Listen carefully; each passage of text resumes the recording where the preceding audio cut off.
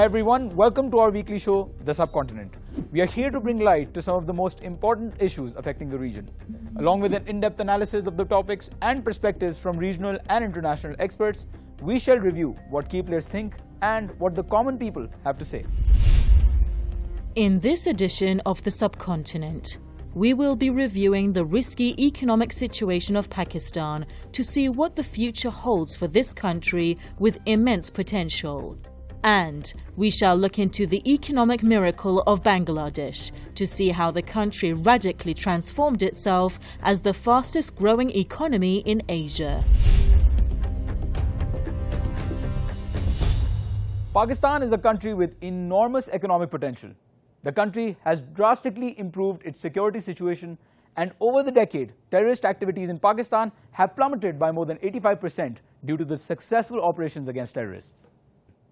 Even the Secretary General of the United Nations, Mr. Antonio Guterres, praised Pakistan for its efforts and said that the country's journey from terrorism to tourism is remarkable. So can Pakistan effectively tap into its potential? Fortunately, the country is seeing an increase in foreign investment, a narrowing of the current deficit, and a reduction in overall corruption. But the story does not end here.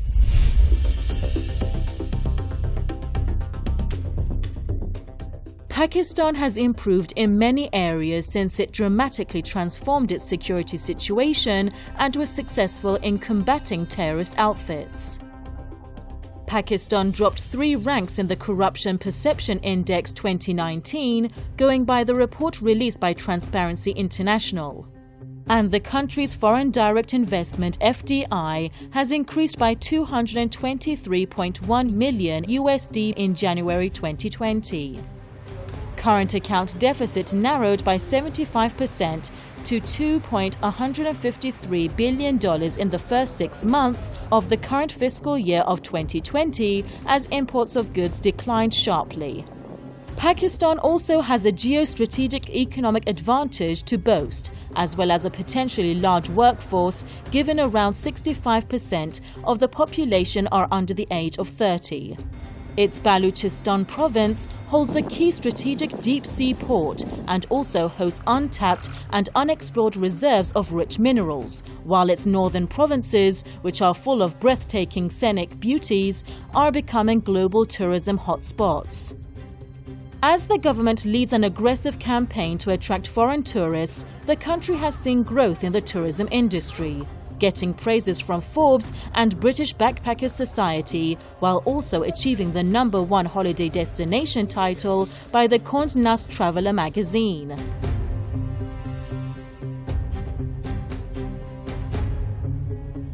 The general trend signals improvement. The Swiss financial services firm Credit Suisse, in its latest report, concluded that Pakistan's fundamentals have improved significantly, but also warned of challenges that lie ahead. If Pakistan fails to address these challenges, some suspect the economy can collapse. Critics and the opposition blame the Imran Khan government for incompetence and economic mismanagement. As the inflation in Pakistan remains at an all-time high, its GDP growth remains low, and the Pakistani rupee has crashed into the lowest point in history, while many large industries either shut down or report losses. But the most concerning problem for Pakistan are loans, which eat almost 30% of the yearly budget.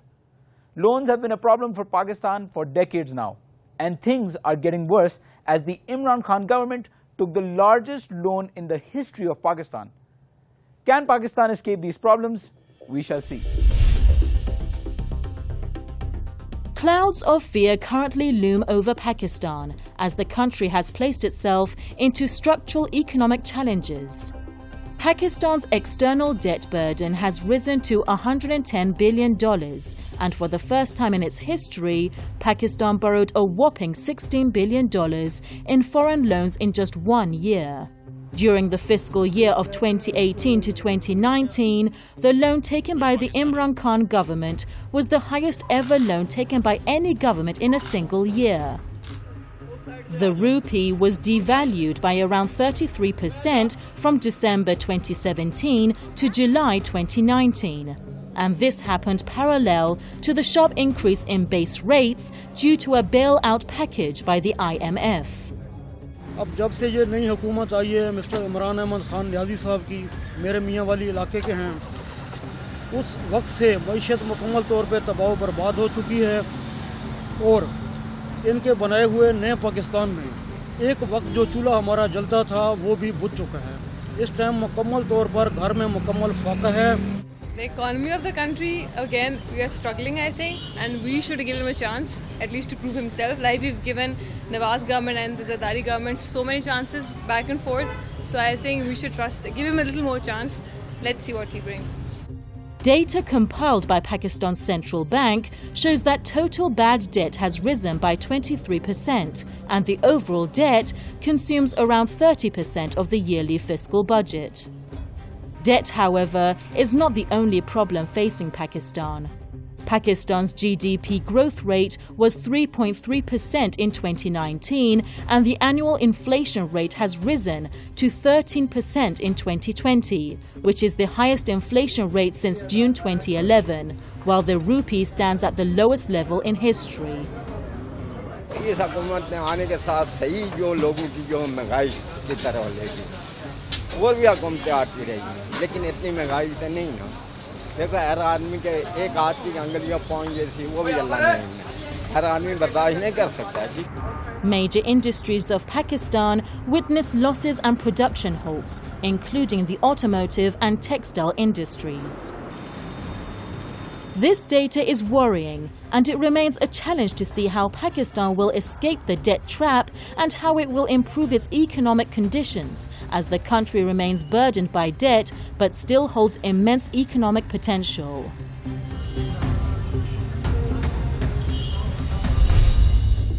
To discuss more on the Pakistani economy, we have with us a Pakistani activist and the Secretary General of the JTC Foundation in Pakistan, Mr. Zafar Abbas Jafri. Seeing that he is very popular amongst the people there, we are going to communicate in Urdu so that our communication is better reachable to the audience. Thank you, Mr. Zafar, for being with us on our show. Zafar bhai, aapko kya lagta hai Pakistan ke maashi halat کس طریقے کے ہیں اور کس طرح سے وہ عام آدمی کے اوپر اثر انداز ہوتے ہیں؟ دیکھیں، جو پچھلی سابقہ حکومت تھی ان کے دور میں جو شرح نمو تھا 5.8% تھا، اور اب بقول ڈاکٹر حفیظ پاشا کے اس وقت 1.9 ہے، اور بلکہ اس سے بھی نیچے آ سکتا ہے. اس صورتحال میں جب آپ کی ساری اکانومی جو ہے IMF کے پاس گروی رکھ دی گئی ہو، تو میں سمجھتا ہوں بڑی صنعتیں متاثر ہوں گی، اس کے علاوہ زراعت متاثر ہوگی، اس کے علاوہ جب ایسی صورتحال ہوگی تو روزگار نہیں ہوگا. جب روزگار نہیں ہوگا، دیکھیں اس وقت جو لوگ بے روزگار ہو گئے بہت بڑی تعداد ہے، اس میں میڈیا کی تقریباً 30,000 لوگ ہیں، اس کے علاوہ دیگر انڈسٹریز ہیں. لیکن اس پوری صورتحال کے اندر آگے جو نظر آ رہے ہیں 30 سے 80 لاکھ لوگ بے روزگار ہوتے ہوئے نظر آ رہے ہیں، جو اس وقت نظر آ رہے ہیں. اچھا، پھر دوسری بات ہے، جب IMF نے اپنے ہی لوگ بیٹھا دیے علاقے، تو اب وہ IMF کا کیا انٹرسٹ ہوگا کہ یہاں کے لوگوں کی کیا صورتحال ہے، وہ بھوکے ہیں، وہ پریشان ہیں، وہ بے روزگار ہیں، ان پہ کیا گزر رہی ہے. IMF تو اپنے حساب سے سب چیزیں بنائے گی. تو اس وقت یہ پوزیشن ہے. We'll go on to the social media platform and see what the people are saying, and then we can come back to the question answer session.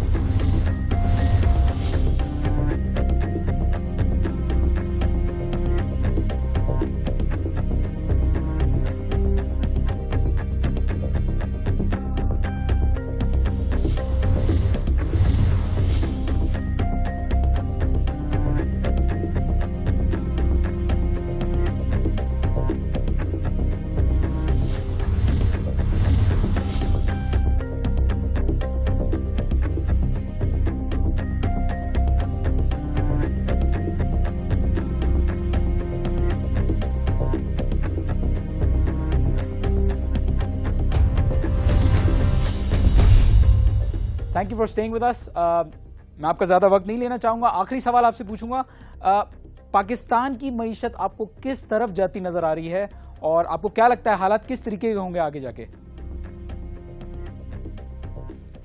देखें, अगर इसी तरह चलता रहा कि आपने जो भी इकोनॉमी है उसके सारे मामला IMF के लोगों की हाथ में देने और सब उनके ही कंट्रोल में होगा, और वो लोग जो तजुर्बा रखते हैं, और मैं समझता हूँ पॉलिटिक्स से तबाही की तरफ ही ले जाएगी। अगर एक सियासी पार्टी दूसरी पार्टी को, दूसरी पार्टी पहली पार्टी को, इस वक्त तो जरूरत है किसी भी तरीके से इसको, जो हमारे शरह नमू गिरती जा रही है 1.9 पे आ गई है डॉक्टर हफीज पाशा के मुताबिक, तो इस पे गौर करें। और नीचे जाएगी तो होगा क्या? डॉलर आपके कंट्रोल में नहीं है, रोजगार आपके हाथ से निकल रहा है, बहुत ही अजीबोगरीब सूरत हाल है। और मैं समझता हूँ इसको फौरी इसके ऊपर काम होने की जरूरत है। किस तरह डॉलर को कंट्रोल करेंगे, चीजें किस तरह कंट्रोल होंगी, इस पे जो माहिरीन है उनको बैठना पड़ेगा। और पाकिस्तान में माहिरीन है, मौजूद हैं, बस आपने उन लोगों को आगे लाना है और उनको लाके उनके हाथ में देना, नहीं तो ये क्या हो रहा है, हर बंदा परेशान है। Pakistan's economic situation has been a matter of speculation internationally as well. Let's see how the media sees this situation. Pakistan is among the 20 countries to dominate global growth by 2024, says the IMF. Pakistan is a nature lover's dream. Now, thanks to a better security situation and government efforts, the world is finally realizing that. Pakistan economy is sinking. Almost all financial indicators have seen a downward trend. For the first time in its history, Pakistan borrowed a whopping $16 billion in foreign loans in just 1 year. Surge in bad loans poses new risks to Pakistan economy's revival.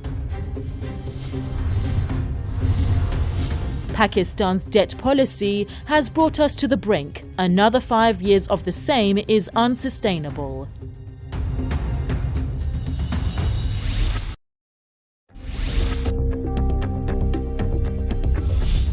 Bangladesh is one of the fastest growing economies in the world. The country was one of the poorest regions of Pakistan, but now, with an 8% GDP growth rate, it is currently the fastest growing economy of Asia, merely 5 decades after its independence. Some call this an economic miracle, but reforms were not easy for the country, which completely turned itself around. The government took grassroots initiatives, and non-government organizations such as Grameen Bank and BRAC revolutionized the whole economic system. Bangladesh is now one of the leading garments exporters in the world, and the economy keeps on booming. With a GDP growth rate of 8.1% in 2019 and forecast to expand by another 8% this year, Bangladesh is currently the fastest growing economy in Asia. Bangladesh continues to grow and flourish in a region where other countries such as India, Pakistan and Sri Lanka are facing difficult times. Some call Bangladesh's growth an economic miracle, as the country only stood at a merely $8.7 billion economy at the time of its independence, but now sees robust economic prospects. Bangladesh's economic infrastructure is projected to expand to around the $500 billion mark by 2024. Bangladesh's garment industry has now grown to around $30 billion in size and is one of the world's top garments exporters around the world.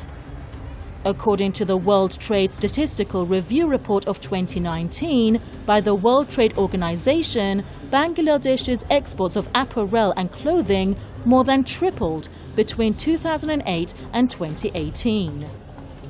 Bangladesh is now also the 4th largest rice producer, the 2nd largest jute producer, the 4th largest mango producer, the 5th largest vegetable producer, and 4th largest inland fish producer in the world. The services sector is also ballooning. Microfinance and computing bring in more than 50% of the country's gross domestic product GDP these days. Bangladesh has turned itself around, moving from a growth rate of -14% after its independence to a +8% growth rate today. Bangladesh is rightly praised for its economic transformation, but some say that this progress does not come without cost. Being regarded as the least developed country by the United Nations, Bangladesh is still receiving trade preferences from the European Union, US, Canada and Japan under WTO provisions. Critics say that this will change as Bangladesh has successfully fulfilled the criteria of graduating from the list of least developing countries and is expected to leave by 2024. So the question arises, can Bangladesh still keep up its pace even when it no longer has a preferential status? Only time will tell, but hopes are high. The impressive statistics show that Bangladesh is a growing economic powerhouse in Asia, but it does not come in without concerns. Bangladesh is regarded as one of the least developed countries in the world by the United Nations, which in 2018 forecast the country has now fulfilled the criteria of graduating from the list by 2024. Critics argue that trade preferences awarded to Bangladesh as a least developed country have played a crucial role in recent accelerated development of the economy and significant achievements in trade and social sectors. Because various World Trade Organization (WTO) provisions provide special and differential treatment to LDCs, and these countries benefit from the generalized system of preferences, market access initiatives and bilateral trade initiatives. Optimists claim, however, that increasing diversification of Bangladesh's economy can tap into the country's economic potential. Statistics show a long-term economic sustainable model, as since 2009, Bangladesh's economy has grown by more than 6% per year, and its GDP per capita has almost tripled. In addition, the rate of extreme poverty in the country has dwindled from roughly 20% to just under 9%. Inflation and unemployment have also reduced, while the overall foreign investment has increased exponentially. It is yet to be seen how Bangladesh will manage its growth and economic sustainability after it no longer receives the preferred status given to it as a member of least developed countries. However, the stable macroeconomic environment, increasing foreign investment, buoyant domestic demand and export-oriented industry-led growth represent a true economic miracle for a country which has often been hit by immense difficulties in the past, including millions of deaths due to droughts and famines.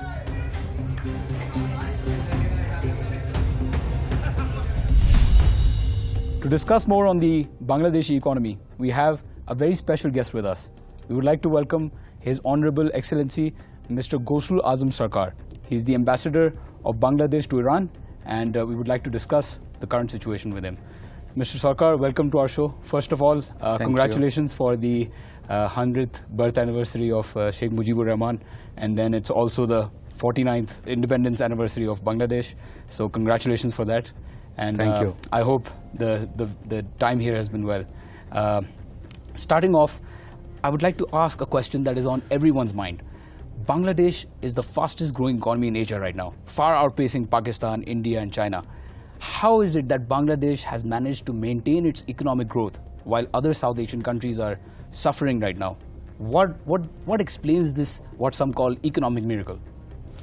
This miracle actually has happened basically with the growth and performance of our private sector, but strongly and actively supported by the government policies and direction. And what we generally call Sheikh Hasina factor.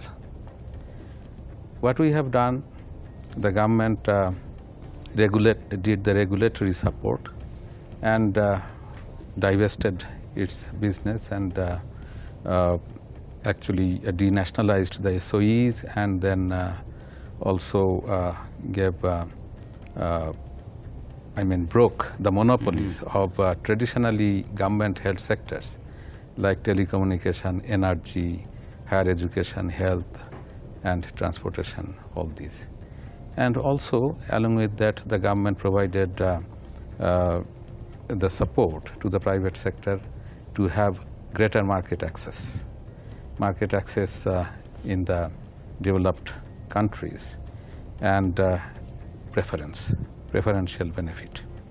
So all these worked, wonderfully, and also the government went ahead with large-scale infrastructure projects and mega projects, as well as the support in terms of skills development and human resource development, and so that and also government provided facilitation for wide-scale FDI investment, foreign investment in the country, and rapid diversification program for our products and for our export. We are a trade-dependent country, and trade, particularly export, was supported specifically with our program of special economic zones and export processing zones, and with a lot of advantages and particularly government incentives.